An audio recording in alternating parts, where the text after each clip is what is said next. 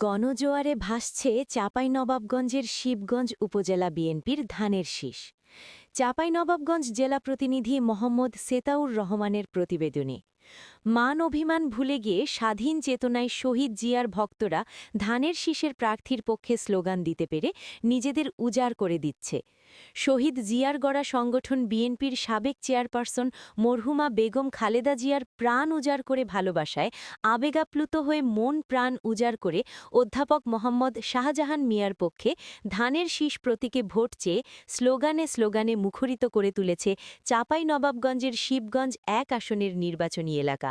প্রায় দেড় যুগ পরে স্বাধীনভাবে ভোট দেওয়ার সুযোগ পেয়ে যেন বিএনপির নেতাকর্মী সমর্থকদের বাঁধ ভাঙা উচ্ছ্বাস তারিক রহমানের নেতৃত্বকে সমর্থন যোগানোর অনুপ্রেরণা যোগাচ্ছে। চাঁপাইনবাবগঞ্জ ১ আসনের বিএনপি মনোনীত প্রার্থী অধ্যাপক মোহাম্মদ শাহজাহান মিয়াকে ধানের শীষ প্রতীকে জয়যুক্ত করার মধ্য দিয়ে বিএনপি সমর্থিত সরকার গঠনের স্বপ্নে বিভোর হয়ে বাঁধ ভাঙা ঢেউ যেন হার না মানার স্লোগানে রূপ নিয়েছে।